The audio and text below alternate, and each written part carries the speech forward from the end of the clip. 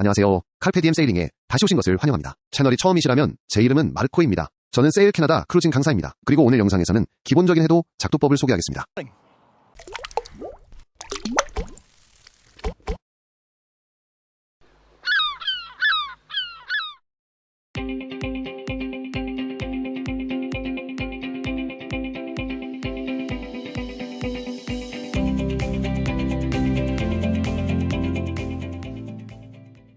에피소드 37. 기본에도 작도법 일부에 오신 것을 환영합니다. 쇼노트 및 유용한 체크리스트는 carpediemsailing.com 쇼노트를 방문하십시오.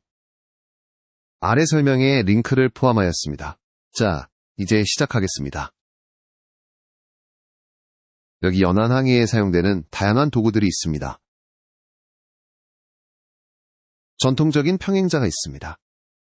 디바이더, 연필, 지우개, 시계, 노트, 그리고 각도기가 있습니다. 이제 이 도구들을 하나씩 개별적으로 설명하겠습니다.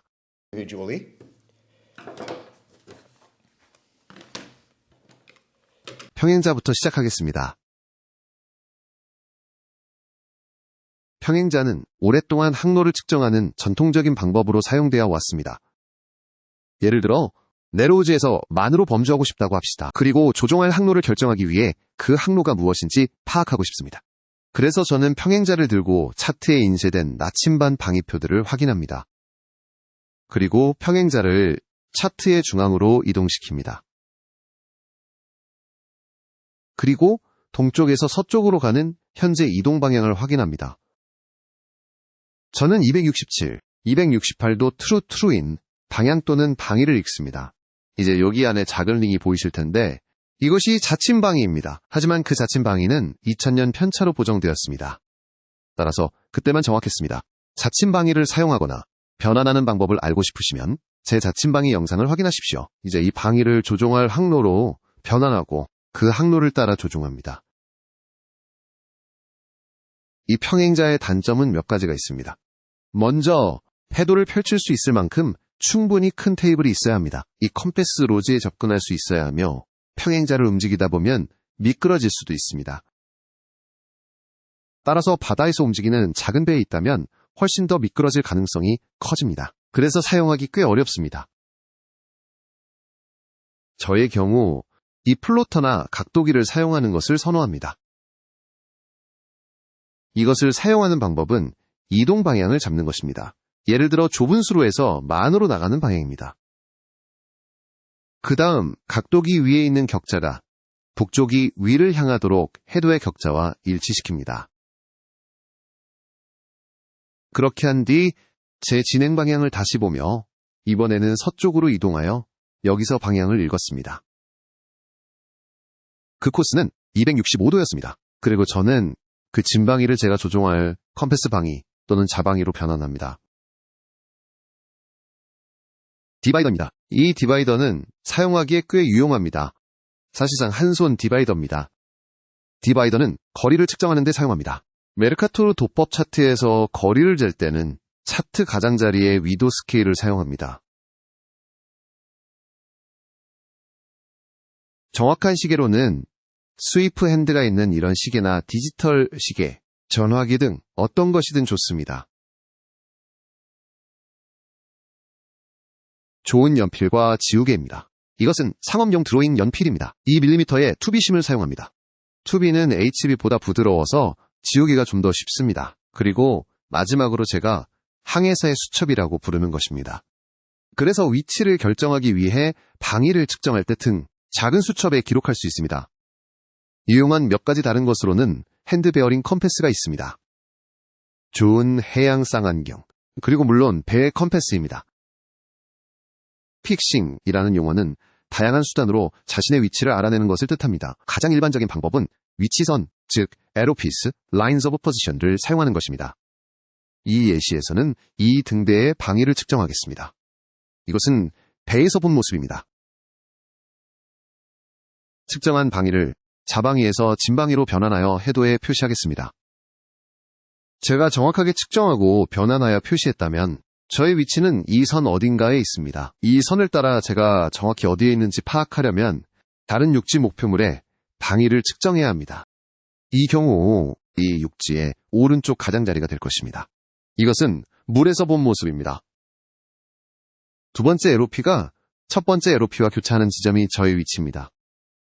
최고의 정확도를 위해서는 두 번째 LOP가 첫 번째 LOP와 가능한 한 90도에 가깝게 교차해야 합니다. 이상적으로는 세 번째 LOP를 긋겠지만 이는 영상에서 나중에 보실 수 있습니다. 지금은 LOP가 무엇인지 이해하시면 됩니다. 표기법에는 몇 가지 기본적인 관례가 있습니다만 어떤 책을 읽고 북미에 계시는지 유럽에 계시는지에 따라 약간의 차이가 있습니다. 여기에서 설명하겠습니다. 여기에서 세 개의 LOP 위치 파악을 보겠습니다. 각 LOP는 시간과 방위로 표시됩니다. 위치 파악은 중앙에 점이 있는 완전한 원과 시간, 그리고 픽스라는 단어로 표시됩니다. 여기 LOP 자체는 표시되지 않았지만 원과 위치 파악 시간은 보이는 동일한 위치 파악이 있습니다. 이것이 LOP 교차로 인한 위치 파악임이 명백하므로 fix라는 단어 또한 생략됩니다. 이것이 제가 선호하는 방법인데 해도에 너무 많은 정보가 복잡하게 나타나지 않기 때문입니다. 그리고 저의 방위와 시간은 항해사의 노트에 기록됩니다. DR, 즉 추측 항법 위치는 침노와 속도를 기반으로 예측된 위치이며 반원과 시간으로 표시됩니다. 때로는 중앙에 점이 있는데 제가 선호하는 방식입니다. 하지만 보시다시피 반원과 슬래시로 표시된 것도 본 적이 있습니다. 마지막으로 DR이 슬래시와 시간으로만 표시되고 반원은 없는 항해 참고 자료도 있습니다. 픽스는 알려진 위치이며 LOP 외에도 위치를 결정하는 여러 방법들이 있고 그에 따라 명칭이 붙습니다. 저희는 이미 3LOP 픽스를 다뤘습니다. G픽스는 GPS 장치에서 얻은 위도와 경도를 플로팅하여 결정되는 위치입니다. R픽스는 러닝픽스이며 기본 플로팅 파트 2에서 다루겠습니다. 마지막으로 레이더로 결정되는 RA픽스가 있습니다. 이제 기본적인 DR 플롯을 살펴보겠습니다. 그래서 며칠 전 제가 나가서 작은 실험을 해보았습니다. 지금 여러분과 함께 진행하겠습니다. 제가 한 것은 실제로 이 지역에서 범주하고 있었습니다. 저는 제 3LOP를 사용하여 픽스를 얻고자 했고 위치를 확인하기 위해 GPS 픽스도 얻었습니다. 그래서 저는 이 지역에서 LOP 베어링을 찍는 데 사용할 여러 랜드마크를 찾아보았습니다.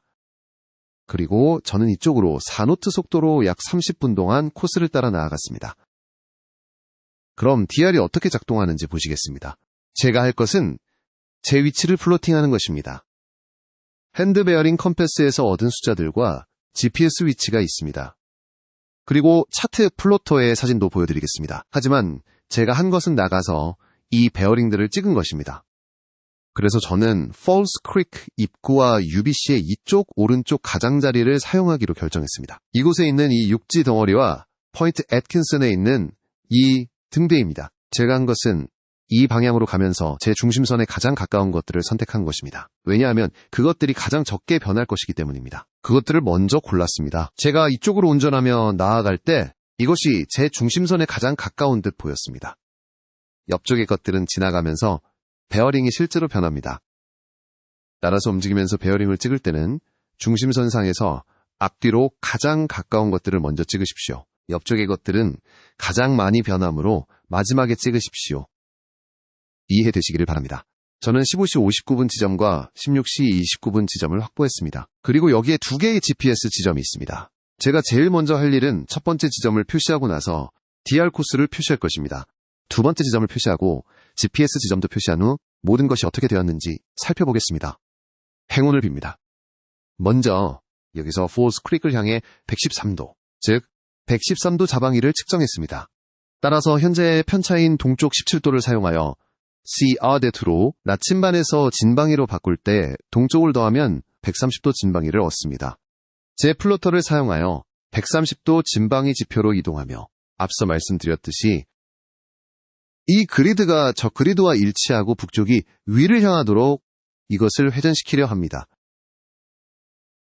그런 다음 이것이 미끄러지지 않도록 130도에 유지한 채 그 선들에 맞춰 정렬합니다.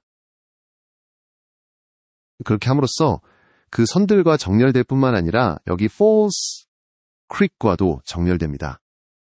바로 저쯤에 있는 Falls Creek의 입구입니다. 그리고 저는 제 LOP를 그립니다. 그리고 거기에서 멀어지는 화살표를 그립니다. 지금은 모든 라벨링에 신경 쓰지 않겠습니다. 그것을 다루겠습니다. 전에 이에 대해 이야기했고 영상에서 좀 더 다루겠습니다. 하지만 시간을 절약하기 위해 여기 저의 첫 폴스 크릭 LOP가 있습니다. 두 번째는 UBC의 오른쪽 가장자리이며 229도 자침방위입니다. 이 229도 자침방위에 동쪽으로 17도를 더합니다. 동쪽 17도 편차를 더하면 246도 진방위를 얻게 됩니다. 그래서 저는 제 진방위 지표에서 246도로 이동합니다. 다시 한번 미끄러지지 않도록 확인하고 북쪽을 향해 정렬합니다. 지금은 이 물건들을 치워야 할 것입니다. 다시 제 그리드를 정렬하면서 미끄러지거나 움직이지 않도록 확실히 합니다. 북쪽이 경선에 맞춰 정렬되도록 확인해야 합니다. 그리고 저는 저기 육지 끝에 닿을 때까지 그냥 움직입니다. 그리고 제 LOP는 그 지점에서 이 방향으로 그려지며 그 두 선은 교차합니다. 그럼 제가 있어야 할 곳은 저기입니다. 그리고 그 선들은 90도로 교차하고 있어줬습니다. 이상적으로는 제가 이것을 측정하지 않았습니다. 여기서 쟀습니다. 각도가 충분히 벌어질 것처럼 보였으나 그렇지 않았다는 것을 아시게 될 것입니다. 그것은 애트킨슨 포인트였습니다. 애트킨슨 포인트는 283에 17을 더하면 300 진방위가 됩니다. 그리고 제가 무슨 말을 하는지는 곧 아시게 될 것입니다. 진방위로 저는 이 불빛들과 함께 북쪽을 다시 정렬할 것입니다. 이제 충분히 길지 않으니 그 선이 어디쯤인지 조금 짐작해야 할 것입니다. 그것은 정확도에 약간 영향을 줄 것입니다. 하지만 저는 정렬된 다음 거기서부터 이쪽 방향으로 LOP를 그립니다. 이 삼각형을 보게 될 것입니다. 그 삼각형을 콕드 해시라고 합니다. 그러니 저는 그 구역 어디에든 있을 수 있습니다.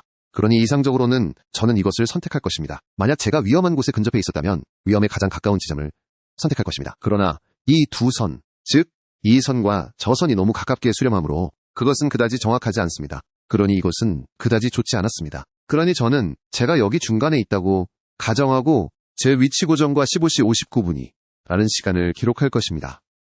그러니 이제 저는 여기에서 항로를 투영하려고 합니다. 그리고 실제로 그랬던 것처럼 저는 262도 진방위 항로를 따랐습니다. 그래서 그것을 변환할 것입니다. 나침반 플로팅 시트를 사용하면 진방위 262도에 동편차 17도를 더하고 죄송합니다. 수정합니다. 진방위에서 나침반 방위로 가야 하므로 동편차 17도를 빼면 자방위 245도가 나옵니다. 제 배에는 편차표가 없으므로 245도를 나침반 방위로 가정할 것입니다. 이것이 좋다 할 방위이기는 하지만 실제 도에는 262도로 할 것입니다. 그래서 262도로 갈 것입니다. 다시 북쪽을 정렬하고 제 위치, 즉 현재 위치를 잡고 그 다음 제 항로선을 그릴 것입니다. 이것이 제 항로선입니다. 그리고 기억하시겠지만 항로선은 저렇게 큰 화살표로 나타납니다. 항로는 실제 조종하는 자방위로 표시할 것입니다. 제 속도는 4노트였습니다. 그래서 시간당 4해리입니다. 30분 후에 다음 위치를 잡을 예정입니다. 이는 4해리의 절반인 2해리를 측정해야 한다는 의미입니다. 지금은 안 보이시겠지만 해도의 측면에 있는 위도 눈금을 사용하겠습니다. 1해리를 측정할 것입니다. 이것은 상당히 큰 축척의 해도이기 때문입니다. 그래서 1해리 그리고 2해리입니다. 이것이 제 추정 위치가 됩니다. 저는 점과 반원 표시를 선호합니다. 15시 59분으로부터 30분 후입니다. 그래서 16시 29분의 추정 위치가 됩니다. 이것이 정확하고 제가 이 지점에 있었다면 이 항로를 이 속도로 가면 제가 있어야 할 곳입니다. 그래서 저는 30분 동안 245도 방향으로 최대한 정확하게 좋다며 운항했습니다. 그리고 나서 저는 두 번째 방위를 잡았습니다. 여기서 두 번째 방위를 잡는 것은 좀 더 쉬웠습니다. 활용할 대상이 좀 더 있었기 때문입니다. 그래서 실제로 여기에 표시가 있습니다. 그리고 그것은 큰 기둥 위에 있습니다. 그래서 이 부위들은 떠 있습니다. 이것들은 항해 보조로 사용될 수 있지만 움직이기 때문에 신뢰할 수는 없습니다. 하지만 이것처럼 고정된 표시는 유용합니다. 다시 말씀드리자면 저는 여기 UBC의 오른쪽 가장자리를 잡았고 포인트 애킨슨 등대를 잡았습니다. 그래서 제가 측정한 순서는 저는 이 방향으로 이동하고 있습니다. 이것이 제 중심선에 가장 가깝습니다. 저는 저것을 첫 번째로, 이것을 두 번째로, 저것을 세 번째로 측정했습니다. 그래서 제가 얻은 방위는 저 표시까지 자기 방위 228도였습니다. 이것을 245도 진방위로 보정할 것입니다. 따라서 228 더하기 17은 245도 진방위가 됩니다. 그래서 다시 진방위 인덱스로 갑니다. X. 저는 격자에 맞춰 북쪽을 맞추고 제 전멸등이 있는 곳까지 밀어 올립니다. 그리고 제가 방향을 제대로 맞추었는지 확인합니다. 그리고 지금까지는 꽤 괜찮아 보입니다. 왜냐하면 그 위치선이 저를 거기에 어딘가에 놓기 때문입니다. 이제 몇 가지 다른 것으로 이것을 확인할 것이지만 지금은 괜찮아 보입니다. 제가 다음으로 가지고 있는 것은 UBC의 오른쪽 가장자리이며 204 더하기 17, 즉 221도입니다. 221도입니다. 다시 한번 저의 북쪽과 각도기가 미끄러지지 않고 221도에 유지되는지 확인합니다. 격자에 맞춰 북쪽을 맞추고 UBC 가장자리에 닿을 때까지 이동시킵니다. 그리고 저는 저의 두 번째 위치선을 그립니다. 그리고 기억하십시오. 작은 화살표 머리는 위치선에서 멀어지는 방향을 가리킵니다. 그리고 이제 이것은 꽤 괜찮아 보입니다. 그래서 저의 마지막 측정값은 310 더하기 17, 즉 327도였습니다. 그래서 저는 327도로 가고 그것은 다시 한번 포인트 애킨슨 등대의 방위가 될 것입니다. 그래서 327도에서 북쪽을 맞추고 등대 쪽으로 올라갑니다. 이 그리드에 잘 맞는지 그리고 그리드가 일치하는지 확인하겠습니다. 이걸 밀면 등대에 도착합니다. GPS가 왜 발명되었는지 아실 것입니다. 꽤나 힘듭니다. 저는 지금 움직이는 배에 없습니다. 그래서 이것은 고된 작업입니다. 시간이 많이 걸리지만 꽤 잘 작동합니다. 제 위치는 여기입니다. 제 DR에 따르면 저는 조금 벗어나 있습니다. 이것이 16시 29분의 제 위치입니다.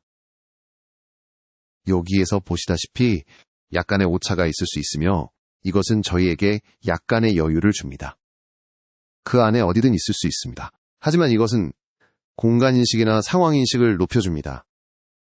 정확하지 않다는 것을 알기 때문에 계속 주시하게 됩니다. 오차가 있기 때문입니다. 이것은 상황인식을 훨씬 더 예리하게 만들어줍니다. 계속 눈을 뜨고 있습니다. GPS는 너무 맹목적으로 따라 가끔 문제가 생기기도 합니다. 좋습니다. 이것들은 제가 찾은 위치들입니다. 3개의 LOP 위치입니다. 이제 제가 한 것은 GPS에서 위도와 경도를 가져온 것입니다. 이전의 평행자는 위도와 경도를 측정하는 데 유용하다고 말씀드렸습니다. 그래서 저는 해도의 한쪽에서 49도 17.9분을 측정하겠습니다. 그래서 저는 이 위치에서 가장 가까운 인쇄된 선을 찾습니다. 바로 이 선입니다. 지금은 옆에 있어서 보이지 않는 그 선은 18도입니다. 그래서 18도에서 17.9도까지 아래로 측정하겠습니다. 그래서 겨우 0.1마일, 약 600피트 정도일 것입니다. 그리고 저는 디바이더를 사용하여 17.9까지 아래로 측정합니다. 제 평행자를 가지고 위도를 측정하겠습니다. 그래서 123도 11분입니다. 이것이 123입니다. 이 선이 123입니다. 그리고 11분은 조금 더 위에 있습니다. 그래서 저는 평행자를 가지고 경선에 맞춥니다. 그리고 나서 평행자를 11분까지 옮깁니다. 그리고 위도 평행선까지 옮깁니다. 바로 여기입니다. 그리고 저것이 제 GPS 고정점입니다. 그래서 이것은 1559와 GFIX로 표시될 것입니다. 저는 이 방법을 좋아합니다. 재미있습니다. 왜냐하면 제가 얼마나 정확했는지에 대한 대략적인 정보를 알려주기 때문입니다. 그래서 지금 저는 아마 0.2마일 정도 벗어나 있습니다. 실제로는 600피트 정도일 수 있습니다. 제가 벗어난 거리는 GPS 고정점과 LOP 고정점 사이에서 0.1마일입니다. 제가 큰 코캐드햇을 가졌고 이 두 LOP가 정확하지 않았음에도 불구하고 그렇습니다. 그럼 어떻게 했는지 보겠습니다. 이것은 49도 17.7입니다. 다시 한번 말씀드리면 이것은 18도 위도입니다. 저는 17.7로 가겠습니다. 저는 18에서 17.7로 3을 내려가겠습니다. 제 경도는 123, 13.7입니다. 바로 이 선이 12입니다. 저는 평행자를 사용하겠습니다. 어떻게 이동하는지 보십시오. 약간의 문제가 있습니다. 13.7로 이동하겠습니다. 여기가 13.5입니다. 조금 더 위로 옮겨야 합니다. 0.5, 0.6, 0.7이 바로 저기 있습니다. 그리고 거기서부터 아래로 측정합니다. 1629시 기준 GPS 픽스가 저기 있습니다. 여기 있는 모든 것을 표시하기 시작하면 다소 복잡해지는 것을 알 수 있습니다. 하지만 모든 것을 고려할 때 제가 있을 것이라고 생각했던 곳은 수동방위 나침반을 이용한 에로피픽스 지점입니다. 실제로 제가 있던 곳은 사노트 속도로 245 자방위 선박 나침반을 따른 지점입니다. 그리고 30분 뒤 2마일 떨어진 지점입니다. 제 DR이 저기 있습니다. 이 정보에 따르면 제가 있어야 할 곳입니다. 제 에로피 픽스와 G픽스가 저기 있습니다. 이것이 아무리 힘들더라도 몇 번 직접 해보고 특히 GPS로 자신의 픽스를 확인한다면 그것은 GPS가 고장나 이것을 해야 할 때 많은 자신감을 줄 수 있습니다. 그리고 자신의 수동 항법 방식에 전적으로 의존해야 할 때 말입니다. 그것들은 연습이 필요합니다. 그것은 힘들지만 가치가 있습니다. 저는 사실 꽤 즐깁니다. 그것은 재미있는 연습입니다. 즐거우셨기를 바라며 행운을 빕니다. 여러분이 제가 한 것을 명확하게 볼 수 있도록 제가 했던 연습을 여기에 재현했습니다. 첫세 에로피 픽스부터 시작하겠습니다. 여기서 카켓을 보십시오. 폴스 크릭과 포인트 애킨슨의 방위가 거의 역방위임을 알 수 있습니다. 이상적인 상황은 아닙니다. 거의 직각으로 교차하는 두 에로피가 더 정확하며 잠시 후에 보실 것입니다. 카켓의 중심을 제 위치로 선택했습니다. 만약 카켓의 어떤 부분이 위험에 가까웠다면 저는 그 지역을 제 픽스로 선택했을 것입니다. 제 위치를 확인한 후 어디로 갈지 결정하고 선을 긋습니다. 진 방위를 측정한 후 편차표가 있으면 나침반 방위로 전환하며 그렇지 않으면 자침 방위로 전환합니다. 제 항로와 속도를 기반으로 DR 위치를 결정하고 반원과 16시 29분이라는 시간으로 표시합니다.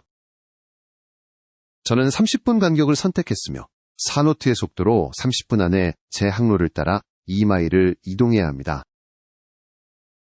여기서 저는 반올림된 숫자를 사용하여 계산이 쉽습니다. 이 부에서는 숫자가 잘 맞지 않을 때 속도, 시간, 거리를 계산하는 방법에 대해 논의하겠습니다.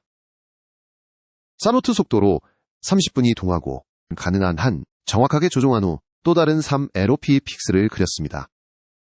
DR과 픽스 사이의 차이는 다양한 요인의 결과이며 그중 하나는 해류입니다. 해류를 상쇄하기 위한 조타 코스 결정은 다음 영상의 주제가 될 것입니다. 이제 G픽스를 플로팅하고 제 플로팅이 얼마나 정확했는지 살펴보겠습니다. 두 번째, LOP 픽스와 G픽스가 훨씬 더 가까이 있음을 보실 수 있습니다. 제 LOP들이 이상적인 각도로 교차하여 더 높은 정확도를 가져왔기 때문입니다. 혹시라도 디지털 오류를 겪게 된다면 약간의 연습은 여러분의 자신감에 큰 도움이 될 것입니다. 그리고 수동항법 기술에 의존해야 하는 상황에 처할 때도 그러합니다. 새로운 에피소드는 격주 수요일 오후 6시에 올라옵니다. 다음 시간에는 밴쿠버 아일랜드의 캠벨 리버로 이사한 이야기를 하겠습니다. 시청해주셔서 감사합니다. 순풍과 평온한 바다를 기원합니다.